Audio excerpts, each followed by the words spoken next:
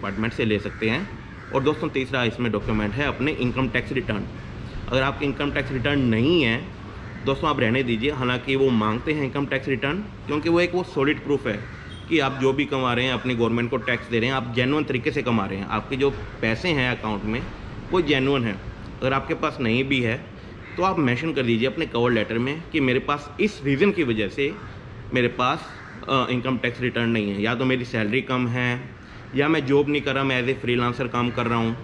तो आपका उसका जो रीज़न है दोस्तों, आपका कोई भी डॉक्यूमेंट मिसिंग है तो उसका रीज़न आपके कवर लेटर में मेंशन होना चाहिए। ये ना हो कि बंदा डॉक्यूमेंट देखे कॉन्सुलेट और वो पकड़ में आए कि ये डॉक्यूमेंट तो है ही नहीं, लेकिन अगर आपने कवर लेटर में लिख रखा है, माइंड में क्लियर है कि हाँ भैया इसका ये डॉक्यूमेंट यहाँ पे मुझे नहीं मिलेगा, उसका रीज़न ये है, ठीक है। उसके बाद हो गया दोस्तों बैंक स्टेटमेंट। बैंक स्टेटमेंट मैंने पहली बार गलती क्या करी थी, मैंने नेट बैंकिंग पे गया, डाउनलोड करी और वो लगा दी।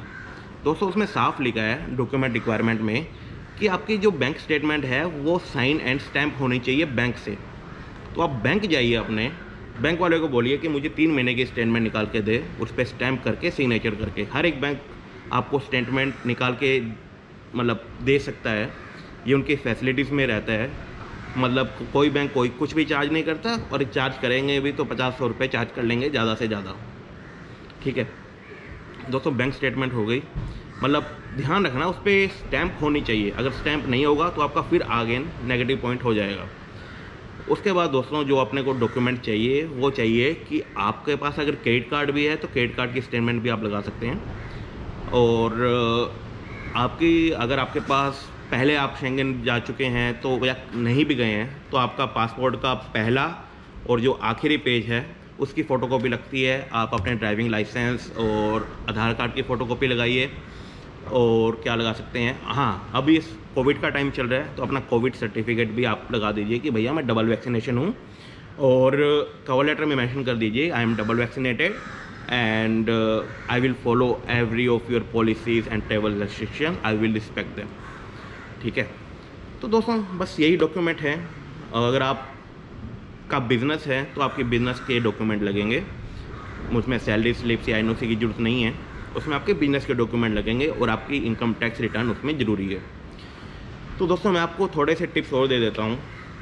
टिप्स इन द सेंस कि अकाउंट में कितना बैंक बैलेंस होना चाहिए, मतलब कितना बैंक बैलेंस आपको बैंक स्टेटमेंट में दिखाना है।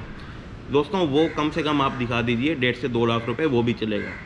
दोस्तों इस बात का ध्यान रखना कि मेरे कुछ जानने वाले हैं उन्होंने 20-20 लाख रुपये दिखाए हैं, उनका रिफ्यूज़ हो गया। मैंने 2 लाख रुपये दिखाए थे और मेरा अप्रूव होता है हर बार, ठीक है। लोगों की सैलरियाँ 1 लाख रुपये, 80,000, 2-2 लाख रिफ्यूज़ हो रहा है।